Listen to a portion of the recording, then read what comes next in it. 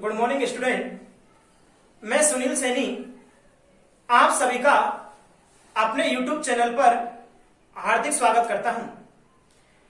देखो, अब तक हम फिजिक्स का 12th क्लास का फर्स्ट चैप्टर स्टडी कर चुके हैं। उसका हमने एक टॉपिक करके पढ़े। अब उसके बाद हम स्टार्ट करते हैं लेसन सेकंड, यानी चैप्टर सेकंड स्टार्ट करते हैं, जो कि विद्युत फ्लक्स और गाउस के नियम पढ़ने हैं उसके अंदर। तो देखो, सबसे पहले पढ़ते हैं हम उसके अंदर विद्युत फ्लक्स। देखो, विद्युत फ्लक्स या इलेक्ट्रिक फ्लक्स होता है। तो देखो, विद्युत फ्लक्स क्या होता है भाई, कि हम क्या लेते हैं, पृष्ठ लेते हैं। एक क्या ले, कोई पृष्ठ, जिससे क्या गुजरती है, विद्युत क्षेत्र रेखाएं गुजरती हैं, या जिसके लंबवत क्या गुजरती है, विद्युत क्षेत्र रेखाएं। ये विद्युत क्षेत्र है ई। हमने कहा कोई विद्युत क्षेत्र है ई, उसमें क्या लिया हमने, पृष्ठ, यानी एक विद्युत क्षेत्र में क्या लिया हमने, पृष्ठ। अब देखो, उसके लंबवत क्या गुजर रही है, विद्युत क्षेत्र रेखाएं गुजर रही हैं। ये क्या हो गया भाई, पृष्ठ। ये पृष्ठ हो गया। ये क्या है, विद्युत क्षेत्र। क्या है भाई, विद्युत क्षेत्र। ये क्या है, विद्युत क्षेत्र रेखाओं की संख्या। ये क्या है, विद्युत क्षेत्र रेखाएं, विद्युत क्षेत्र रेखाएं। देखो, हमने कहा क्या भाई कि विद्युत क्षेत्र ई, उसमें हमने एक पृष्ठ लिया, उसमें क्या लिया, एक पृष्ठ। अब जिससे क्या कर रही है, ये विद्युत क्षेत्र रेखाएं गुजर रही है, जिससे विद्युत क्षेत्र रेखाएं क्या हो रही है, गुजर रही है। तो देखो क्या आ रहा है कि किसी विद्युत क्षेत्र में किसी पृष्ठ से गुजरने वाली विद्युत क्षेत्र रेखा है, लेकिन कैसी, देखने विद्युत क्षेत्र रेखाएं कैसी गुजरेंगी। जैसे मान लो पृष्ठ है, जैसे मैंने हाथ है इसको क्या लिया, पृष्ठ, तो इसके अभिलंबवत यानी लंबवत गुजरने वाली विद्युत क्षेत्र रेखाओं की संख्या क्या कहलाती है, विद्युत फ्लक्स। तो देखो भाई, विद्युत फ्लक्स की परिभाषा क्या होती है कि किसी विद्युत क्षेत्र में किसी पृष्ठ से अभिलंबवत गुजरने वाली, कैसी भाई, अभिलंबवत गुजरने वाली विद्युत क्षेत्र रेखाओं की संख्या को विद्युत फ्लक्स कहते हैं। किसी विद्युत क्षेत्र में पृष्ठ से अभिलंबवत गुजरने वाली विद्युत क्षेत्र रेखाओं की संख्या, विद्युत क्षेत्र रेखाओं की क्या भाई, संख्या विद्युत फ्लक्स कहलाती है। तो देखो, विद्युत फ्लक्स की परिभाषा क्या नोट करते हैं यहां पर भाई, कि किसी विद्युत क्षेत्र में पृष्ठ के अभिलंबवत गुजरने वाली विद्युत क्षेत्र रेखाओं की संख्या विद्युत फ्लक्स कहलाती है। तो ये क्या होगी, विद्युत फ्लक्स की परिभाषा। अब देखो, इसके बाद में हम दूसरी विद्युत फ्लक्स की परिभाषा पढ़ते हैं। वो देखो क्या है भाई, कि जैसे सपोज करो हमने क्या किया भाई, ये पृष्ठ है, इसके अंदर क्या लिया, क्षेत्रफल अल्पांश लिया हमने। ये क्या ले लिया, क्षेत्रफल अल्पांश डी ए। इसके अंदर क्या लिया हमने, क्षेत्रफल अल्पांश लिया डी, जो क्या कर रहा है, विद्युत क्षेत्र के साथ में थीटा कोण बना रहा है। यानी विद्युत क्षेत्र, उसकी पृष्ठ के अंदर क्या लिया हमने, एक अल्पांश क्षेत्रफल ले लिया, कितना, डी, जो कि विद्युत क्षेत्र ई के साथ में कितना कोण बनाता है, थीटा कोण बनाता है। विद्युत क्षेत्र के साथ कितना कोण बनाता है, थीटा। तब देखो क्या हो गई, हमें क्या करना है, इस अल्पांश क्षेत्रफल से निर्गत विद्युत फ्लक्स ज्ञात करना है। क्या ज्ञात करना है भैया, हम अल्पांश क्षेत्रफल या अल्पांश क्षेत्रफल से निर्गत विद्युत फ्लक्स,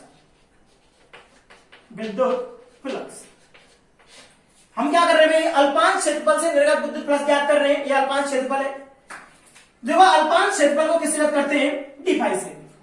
अल्पांश क्षेत्रफल है, फ्लक्स को हम किससे व्यक्त करते हैं, फाई से, लेकिन अल्पांश क्षेत्रफल है, इसमें किससे व्यक्त करते हैं, डी फाई से। इक्वल टू, इसका फॉर्मूला होता है भाई, E vector dot d A vector. E vector dot कितना होता है, डी ए वेक्टर। यानी अल्पांश क्षेत्रफल है, उससे निर्गत विद्युत फ्लक्स कितना हो गया, d phi equal to E vector dot d A vector. अब यदि हम इस संपूर्ण पृष्ठ से ज्ञात करें कि संपूर्ण पृष्ठ से निर्गत विद्युत फ्लक्स कितना होगा, तो क्या लिखे भाई, संपूर्ण पृष्ठ से निर्गत विद्युत फ्लक्स, निर्गत विद्युत फ्लक्स। देखो संपूर्ण पृष्ठ से निर्गत विद्युत फ्लक्स ज्ञात करें तो संपूर्ण ज्ञात करने के लिए क्या कर देते हैं, इसका इंटीग्रेशन यानी समाकलन कर देते हैं। इधर में क्या कर देते हैं समाकलन, कितना होगा भाई, E vector dot d A vector. हम डी फाई का इंटीग्रेशन करते हैं तो कितना हो जाएगा भाई, फाई। डी फाई का इंटीग्रेशन करते हैं कितना हो गया, फाई।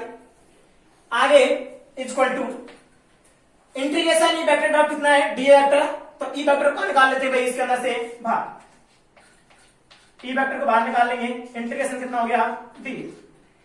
देखो डी ए क्या है, क्षेत्रफल पांच, इंटीग्रेशन हो रहा है मतलब संपूर्ण क्षेत्रफल, और संपूर्ण क्षेत्रफल कितना मान लेते हैं पृष्ठ का ए, तो भाई फाई इक्वल टू कितना हो जाएगा, ई vector dot A vector, E vector dot कितना हो गया, ए वेक्टर। समीकरण दे देते हैं इसको फर्स्ट। अब देखो समीकरण फर्स्ट से हम विद्युत फ्लक्स की एक परिभाषा और बना सकते हैं, और वो परिभाषा क्या होगी भाई, तो देखो ये क्या है, विद्युत क्षेत्र की तीव्रता, और ये क्या है, क्षेत्रफल पांच, ये क्या है, क्षेत्रफल सदिश, ये क्या है, विद्युत क्षेत्र की तीव्रता, और ये क्या है भाई, ये वेक्टर क्या है, क्षेत्रफल सदिश। बीच में क्या लग रहा है, डॉट, डॉट का मतलब होता है अदिश गुणनफल, डॉट का मतलब क्या होता है, अदिश गुणनफल।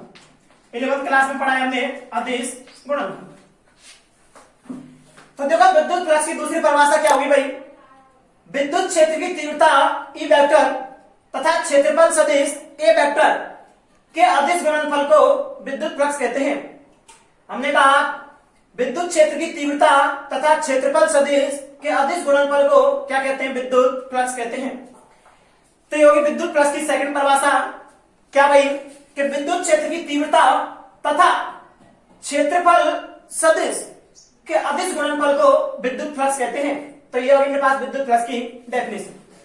आगे बात करते हैं भाई कि यदि बंद पृष्ठ से निर्गत विद्युत फ्लक्स निकालें, कि बंद पृष्ठ से निर्गत फ्लक्स, निर्गत फ्लक्स, देखो बंद पृष्ठ से निर्गत फ्लक्स निकाले तो फाई इक्वल टू इंटीग्रेशन कितना कर देंगे, बंद समाकलन लगा दिया, कितना जाएगा, ई वेक्टर डॉट ए वेक्टर,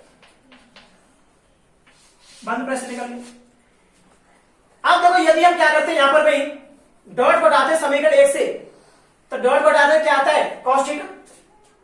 तो देखो फाई इक्वल टू कितना हो जाएगा, ई ए कितना हो जाएगा, कॉस थीटा। ये हो गया विद्युत फ्लक्स का अगला फॉर्मूला। फाई बराबर कितना हो गया, ई ए कितना हो गया, कॉस थीटा। जहां पर थीटा क्या है भाई, ई और ए के बीच का क्या है, कोण, यानी विद्युत क्षेत्र की तीव्रता तथा क्षेत्रफल सदिश के मध्य का क्या है, कोण थीटा। आप देखो इसकी विशेष अवस्था पढ़ते हैं, देखो आप पढ़ते हैं विद्युत फ्लक्स की विशेष अवस्था। तो देखो विशेष अवस्था में नंबर एक विशेष अवस्था क्या पढ़ते हैं भाई हम, कि जब ई वेक्टर व ए वेक्टर समांतर स्थित हो, समांतर स्थित हो, अर्थात theta is equal to 0 degree, यानी क्या हुआ कि जब विद्युत क्षेत्र और क्षेत्रफल सदिश कैसे स्थित होते हैं, समांतर, तो कोण कितना हुआ, थीटा 0।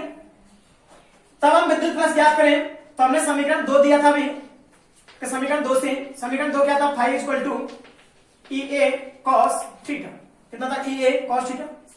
तो कॉस की थीटा कितना देंगे भाई, 0, कॉस 0 का मान कितना होगा भाई, 1, तो फाई इक्वल टू कितना हो जाएगा, ई ए। एक विशेष अवस्था होगी। सेकंड बात करते हैं कि जब ई वेक्टर व ए वेक्टर कैसे में परस्पर लंबवत, जब ई व ए परस्पर लंबवत स्थित हो, परस्पर लंबवत स्थित हो, अर्थात लंबवत होंगे तो भाई थीटा कोण कितना होगा, थीटा बराबर कितना होगा, 90। समीकरण किससे, 2 से, समीकरण 2 से क्या करते हैं भाई, फाई बराबर कितना जाएगा, ई ए कॉस 90, कितना जाएगा भाई, कॉस 90 का मान 0, तो फाई इक्वल टू कितना हो जाएगा, 0। ठीक, और लिख सकते हैं। देखो थर्ड में क्या होगा, जब ई व ए प्रति समांतर हो अर्थात थीटा बराबर कितना हो 180 डिग्री। जब प्रति समांतर होंगे यानी विपरीत दिशा में होंगे तो कितना कोण होगा 180। तो वही किससे, समीकरण 2 से।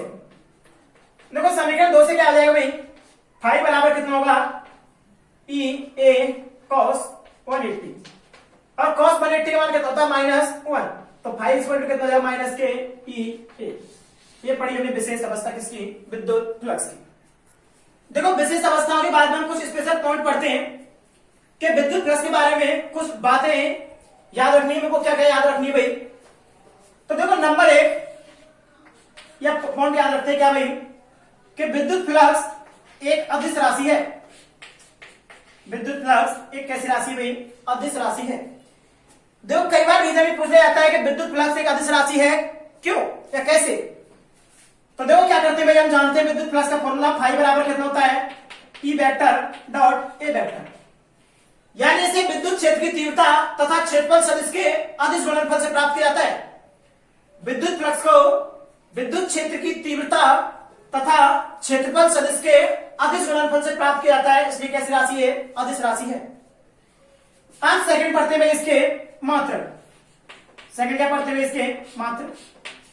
अब देखो बात करें इसके एसआई मात्रक की, कि एसआई मात्रक या एमकेएस पद्धति मात्रक क्या होता है। तो देखो यदि यहीं से बात करें विद्युत क्षेत्र की तीव्रता का मात्रक क्या होता है, न्यूटन पर क्या होता है कूलम इंटू क्षेत्र का मात्रक कितना होता है मीटर स्क्वायर। तो विद्युत फ्लक्स का मात्रक क्या हो गया, न्यूटन इंटू मीटर स्क्वायर अपन कितना हो गया कूलम, यानी एक तो मात्रक हो गया न्यूटन इंटू मीटर स्क्वायर अपन कितना हो गया कूलम। अब देखो बात करते हैं हम किसकी, कि न्यूटन अपॉन कूलम होता है, न्यूटन अपॉन कूलम ये क्या होता है वोल्ट पर मीटर, क्या होता है वोल्ट पर मीटर। तो अन्य मात्रक होता है इसका वोल्ट इंटू कितना मीटर, भाई इसका मात्रक होता है वोल्ट पर मीटर न्यूटन पर कूलम को। तो यदि हम मीटर स्क्वायर से करेंगे तो क्या हो जाएगा वोल्ट इंटू मीटर, एक मात्रक क्या होगा इसका वोल्ट इंटू मीटर। अगली बात करें किसकी भाई सम की, इसका मात्रक क्या होता है वेबर, एक अन्य इसका मात्रक क्या होता है वेबर, जिसको किसी व्यक्त करते हैं W से। तो ऐसा पद्धति में या एमकेएस पद्धति में इसके तीन मात्रक हो गए, newton into metre square upon coulomb या वोल्ट इंटू मीटर या होता है वेबर, क्या होता है भाई वेबर।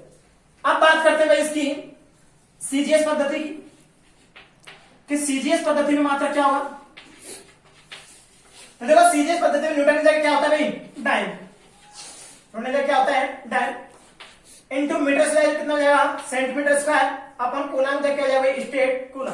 तो मात्रक क्या होगा dyne into centimetre square upon stat coulomb. दूसरा मात्रक क्या होगी स्टेट वोल्ट, वोल्ट की जगह क्या होता है सीजीएस पद्धति में स्टेट वोल्ट और मीटर की जगह क्या होता है सेंटीमीटर। तो स्टेट वोल्ट इंटू कितना हो गया सेंटीमीटर। अब देखो वेबर तो वेबर ही होता है, ये हो गया अपने पास सीजीएस पद्धति में मात्रक। अब इसके विमीय सूत्र की बात करें कि विमीय सूत्र कि विद्युत फ्लक्स है उसको क्या कहते हैं विमीय सूत्र।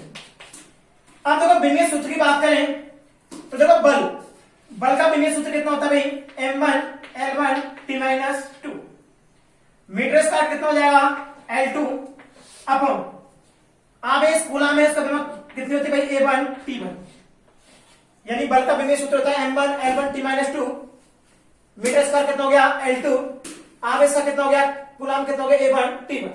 तो यहां से सॉल्व करते हैं इसको भाई, देखो कितना होगा m1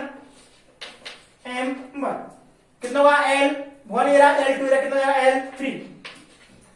आगे बढ़ते भाई T-2 है और T एक और जाएगा नीचे से माइनस हो जाएगा, ऊपर जाके कितना जाएगा T-3 कितना है A नीचे से ऊपर जाएगा कितना जाएगा A-1 तो विद्युत फ्लक्स का विमीय सूत्र क्या हो गया m1 L3 T-3 A-1। ये क्या हो गया भाई इसका विमीय सूत्र विद्युत फ्लक्स का। तो ये पढ़ा हमने विद्युत फ्लक्स। देखो विद्युत फ्लक्स के बाद हम स्टडी करते हैं गाउस के नियम, उसकी प्रमेय या कथन। हमसे देखो गाउस का नियम पूछे, उसकी प्रमेय पूछे या क्या पूछे कथन, तो हमें एक ही बात है देखो क्या लिखना है भाई गाउस के नियम। देखो गाउस ने किसके लिए नियम दिया, इसने भाई कोई बंद पृष्ठ है कोई क्या है बंद पृष्ठ से निर्गत विद्युत फ्लक्स के लिए फॉर्मूला दिया, विद्युत फ्लक्स यानी गाउस ने कोई बंद काल्पनिक पृष्ठ है उससे निर्गत विद्युत फ्लक्स के लिए क्या दिया, एक नियम दिया। वैज्ञानिक गाउस ने क्या किया भाई, कोई बंद काल्पनिक पृष्ठ है उससे निर्गत विद्युत फ्लक्स ज्ञात करने के लिए नियम दिया। देखो वो नियम क्या था कि वैज्ञानिक गाउस ने क्या कहा कि इस नियम के अनुसार किसी बंद काल्पनिक पृष्ठ से निर्गत विद्युत फ्लक्स उसके अंदर उपस्थित कुल आवेश कितना मान लीजिए सिग्मा क्यू तथा बाह्य निर्वात की विद्युतशीलता एप्सिलॉन नॉट।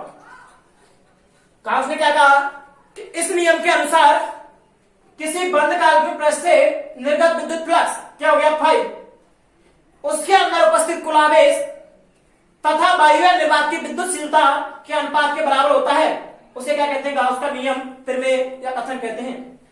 फॉर्मूला याद रखना भाई, phi equal to sigma Q अपन कितना एप्सिलॉन नॉट। देखो सिग्मा या समेशन क्यू किसके लिए होता है, समेशन मतलब होता है योग, टोटल करने के लिए, क्यू होता है आवेश यानी क्या हो गया कुल आवेश, एप्सिलॉन नॉट हम जानते क्या होती है बाह्य निर्वात की विद्युतशीलता। तो देखो इससे परिभाषा क्या होगी कि इस नियम के अनुसार किसी बंद काल्पनिक पृष्ठ से निर्गत विद्युत फ्लक्स, इस नियम के अनुसार किसी बंद काल्पनिक पृष्ठ से निर्गत विद्युत फ्लक्स उसके अंदर उपस्थित कुल आवेश तथा बाह्य निर्वात की विद्युतशीलता के अनुपात के बराबर होता है। ये क्या है भाई, बंद पृष्ठ के अंदर कुल आवेश, बंद पृष्ठ के अंदर क्या है कुल आवेश, नीचे क्या है भाई एप्सिलॉन नॉट बाह्य या निर्वात की विद्युतशीलता, बाह्य निर्वात की क्या है विद्युतशीलता।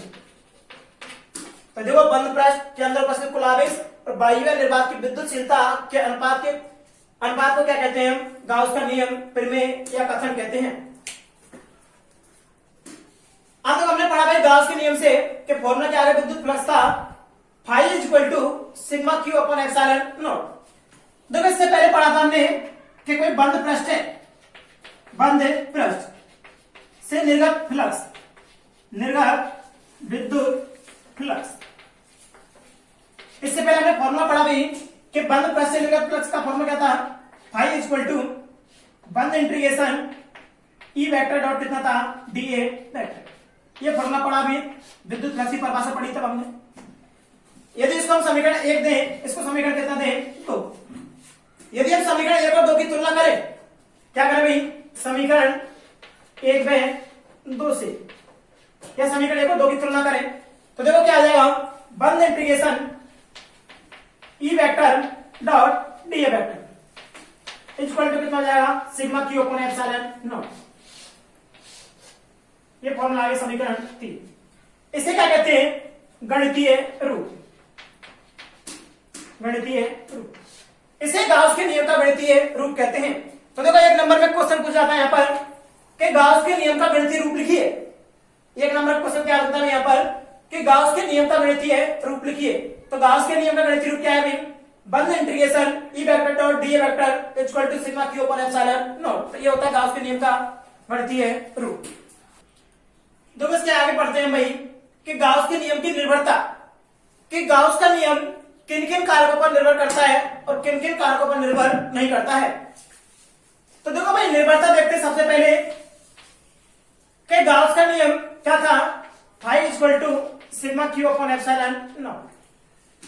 सिग्मा क्यू क्या होता है, पृष्ठ के अंदर उपस्थित कुल आवेश, और एप्सिलॉन नॉट क्या होती है बाह्य निर्वात की विद्युतशीलता। तो देखो सबसे पहले तो किस पर निर्भर करता है, बंद पृष्ठ के अंदर उपस्थित कुल आवेश पर, बंद पृष्ठ के अंदर उपस्थित कुल आवेश पर या बंद पृष्ठ के अंदर उपस्थित आवेश पर। यानी गाउस का नियम सबसे पहले निर्भर किस पर करता है भाई, बंद पृष्ठ के अंदर उपस्थित कुल आवेश पर या बंद पृष्ठ के अंदर उपस्थित आवेश पर। देखो सेकंड क्या है, एप्सिलॉन नॉट। एप्सिलॉन नॉट क्या होती है? वायु या निर्वात की विद्युतशीलता। ये किसके अकॉर्डिंग चेंज होती है? माध्यम के अनुसार या माध्यम की प्रकृति के अनुसार। तो फ्लक्स किसके अनुसार परिवर्तित होगा? माध्यम की प्रकृति के अनुसार। तो गाउस का नियम किस पर निर्भर करता है? माध्यम की प्रकृति पर। तो सेकंड किस पर निर्भर करता है? माध्यम की प्रकृति पर। नंबर 1 किसका? बंद पृष्ठ के अंदर उपस्थित आवेश पर। सेकंड माध्यम की प्रकृति पर। थर्ड पॉइंट है कि गाउस का नियम, गाउस का नियम, गाउस का नियम उन्हीं सदिश क्षेत्रों के लिए, उन्हीं सदिश क्षेत्रों के लिए लागू होता है, लागू होता है जो कि व्युत्क्रम वर्ग के नियम का पालन करते हैं, नियम का पालन करते हैं। हमने कहा कि गाउस का नियम उन्हीं सदिश क्षेत्रों के लिए लागू होता है जो कि व्युत्क्रम वर्ग के नियमों का पालन करते हैं, अर्थात जो व्युत्क्रम वर्ग के नियमों का पालन नहीं करेंगे उन सदिश क्षेत्रों के लिए गाउस का नियम लागू नहीं हुआ। देखो एक नंबर का क्वेश्चन भी पूछा जाता है यहां पर, वो क्या है कि देखना यदि हम जो अपने पास विद्युत क्षेत्र की तीव्रता पढ़ते हैं या कूलाम का नियम पढ़ते हैं, उसमें क्या होता है? 1/r² की जगह यदि 1/r³ कर दी जाए, 1/r² की जगह कितने कर दिया जाए? 1/r³ कर दिया जाए, तो क्या वहां पर गाउस का नियम सत्य होगा या लागू होगा? नहीं, क्योंकि हमने क्या किया? 1/r² के स्थान पर कितना कर दिया? 1/r³। और ये r³ व्युत्क्रम वर्ग के नियम का पालन नहीं कर रहा, इसलिए क्या करता है? यहां पर गाउस का नियम लागू नहीं होगा। तो यहां पर एक नंबर का क्वेश्चन है कि यदि विद्युत क्षेत्र तीव्रता है वहां पर 1/r² के स्थान पर 1/r³ कर दिया जाए, तो क्या गाउस का नियम वहां पर सत्य होगा या लागू होगा? तो नहीं, क्योंकि वह व्युत्क्रम वर्ग के नियम का पालन नहीं करता है। तो हमने कहा 3 चीजों पर निर्भर करता है गाउस का नियम: बंद पृष्ठ के अंदर उपस्थित कुल आवेश पर, माध्यम की प्रकृति पर, और गाउस का नियम उन्हीं सदिश क्षेत्रों के लिए लागू होता है जो कि व्युत्क्रम वर्ग के नियम का क्या करते हैं? पालन करते हैं। इसके बाद हम पढ़ते हैं कि गाउस का नियम किन किन कारकों पर निर्भर नहीं करता है। तो देखो किन कारकों पर निर्भर नहीं करता है, तो देखो 3 कारक है जिन पर निर्भर नहीं करता है और 3 कारक हैं जिन पर क्या निर्भर करता है। तो देखो नंबर 1 किस पर निर्भर नहीं करता है कि बंद पृष्ठ के बाहर उपस्थित आवेश पर, यानी बंद पृष्ठ के बाहर उपस्थित आवेश पर, उपस्थित आवेश पर निर्भर नहीं करता है। हमने कहा कि बंद पृष्ठ के बाहर उपस्थित आवेश पर निर्भर नहीं करता है, क्योंकि केवल क्या चाहिए इसमें? बंद पृष्ठ के अंदर आवेश। बंद पृष्ठ के बाहर कितना भी आवेश हो उस पर गाउस का नियम लागू नहीं होता है या गाउस का नियम कार्य नहीं करता है। अगली बात करें भाई सेकंड, कि सतत आवेश वितरण पर, सतत आवेश वितरण पर देखो सतत आवेश वितरण क्या होता है कि यदि किसी पृष्ठ पर आवेश एक समान रूप से वितरित होता है तो उसे क्या कहते हैं? सतत आवेश वितरण। देखो सतत का मतलब हो गया एक समान आवेश और वितरण, यानी यदि आवेश का वितरण किसी पृष्ठ पर एक समान रूप से होता है तो उसे क्या कहते हैं? सतत आवेश वितरण। तो गाउस का नियम सतत आवेश वितरण पर निर्भर नहीं करता है, पर निर्भर नहीं करता है। क्यों भाई? हमें क्या चाहिए? बंद पृष्ठ के अंदर कुल आवेश चाहिए, वो कहीं पर ज्यादा हो कहीं पर कम हो उससे हमें कोई फर्क नहीं पड़ता, हमें क्या चाहिए? उसके अंदर टोटल आवेश। तो ध्यान सतत आवेश वितरण पर भी गाउस का नियम लागू नहीं होता है या कार्य नहीं करता है। आगे देखो दे भाई अगला पॉइंट क्या ले, हमने बताया एक तो बाहर उपस्थित आवेश पर, एक सतत आवेश वितरण पर। अगला क्या है? जो पृष्ठ है उसके आकार या आकृति पर, यानी जो पृष्ठ है उसके आकार व आकृति पर भी निर्भर नहीं करता है। यानी गाउस का नियम जो पृष्ठ होता है उसके आकार व आकृति पर भी निर्भर नहीं करता है, क्योंकि आकार आकृति कैसा भी हो उससे हमें कोई लेना देना नहीं होता। हमें क्या चाहिए? बंद पृष्ठ के अंदर कुल आवेश चाहिए। क्या चाहिए? बंद पृष्ठ के अंदर कुल आवेश। तो ये 3 चीज जिन पर गाउस का नियम लागू करता निर्भर करता है, और ये 3 पॉइंट जिन पर गाउस का नियम निर्भर नहीं करता है। देखो गाउस के नियम के विशेष अवस्था पढ़ते हैं, तो देखो विशेष अवस्था में क्या भाई नंबर 1 पढ़ते हैं कि यदि कोई बंद पृष्ठ है, ये क्या है, बंद पृष्ठ। इसके अंदर आवेश स्थित है plus Q, minus Q, plus Q और मान चलिए प्लस क्यू। ये पृष्ठ दे रखा है, बंद पृष्ठ है, और इससे क्या हमें कुल फ्लक्स निकालना है, या इस बंद पृष्ठ से निर्गत क्या क्या करना है, विद्युत फ्लक्स।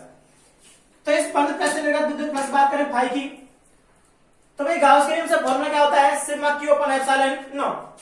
क्या होता है भाई, या लिखते हैं गाउस के नियम से, गाउस के नियम से।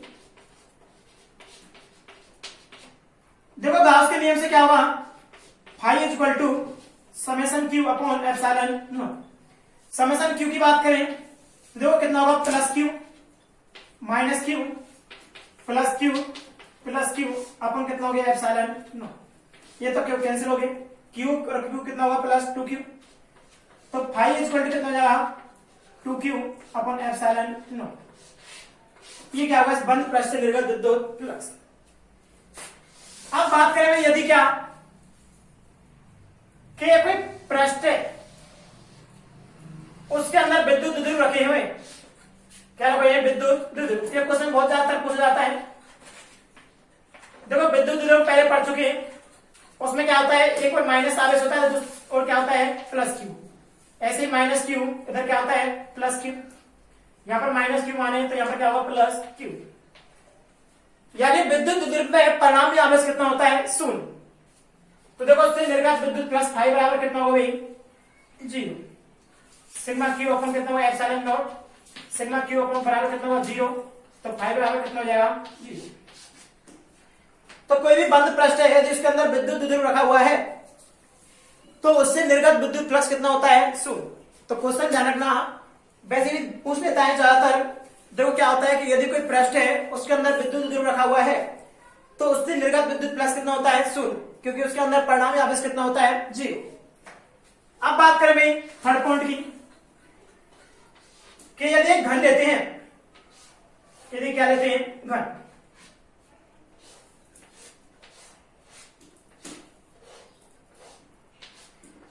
इसके मध्य केंद्र बिंदु पर या मध्य बिंदु पर क्यू आवेश स्थित है। कितना आवेश स्थित है, क्यू। तो कहेगा इससे कुल फ्लक्स ज्ञात करो। तो देखो क्या ज्ञात करें इससे भाई, हम फाई कुल फ्लक्स कितना होगा, आवेश कितना है, टोटल क्यू, और क्या होता है, एप्सिलॉन। ये क्या हो गया, कुल फ्लक्स। अब बात करेंगे यदि पूछे इसके फलकों से कि इसके एक फलक से कितना निकलेगा। भाई घन में कितने फलक होते हैं, 6। घन में कितने फलक होते हैं, 6। तो देखो 6 फलकों से कितना निकल रहा है, Q upon epsilon not. Total है, टोटल 6 फलकों से निकलेगा कितना, क्यू अपॉन एप्सिलॉन नॉट। तो एक से कितना निकलेगा, 6 का क्या दे देंगे, भाग। तो फाई फलक बराबर कितना जाएगा, क्यू अपॉन 6 एप्सिलॉन नॉट। अब यदि बात करें किसकी भाई, शीर्षों से, कि फाई शीर्ष। तो देखो घन के कितने शीर्ष होते हैं, 4 ऊपर 4 नीचे, कितने होते हैं, 8। तो भाई टोटल कितना निकलता है, क्यू अपॉन एप्सिलॉन नॉट। तो एक अपने पास शीर्ष से कितने लेगा, किसका भाग देंगे, 8। तो क्यू अपन कितना जाएगा, 8 एप्सिलॉन नॉट। कितने निकल गए, शीर्ष से विद्युत फ्लक्स। यदि बात करें किससे, किरोड़ से, किरोड़ या किनार से, कि फाई किरोड़। देखो किनार कितनी होती है, 12। 4 देखो दर साइड वाली लेंगे, 4 इधर वाली, और क्या हो जाएंगे, 2 ऊपर 2 नीचे, कितने जाएंगे, 12। देखो कितने हमारे पास, टोटल 12 कितना होता है, क्यू अपॉन एप्सिलॉन नॉट। तो 1 से निकालेंगे किनार से कितना जाएगा, 12 का भाग दे देंगे। तो फाई किरोड़ बराबर कितना हो गया, क्यू अपॉन 12 एप्सिलॉन नॉट। अब देखो क्वेश्चन होता है कि यदि कोई विद्युत क्षेत्र है, कोई क्या विद्युत क्षेत्र, चलो छोड़ो वो आगे डिस्कस करते हैं। तो हमने पढ़ा विद्युत, अपने पास गाउस का नियम और उसकी क्या पढ़ी हमने, विशेष अवस्था।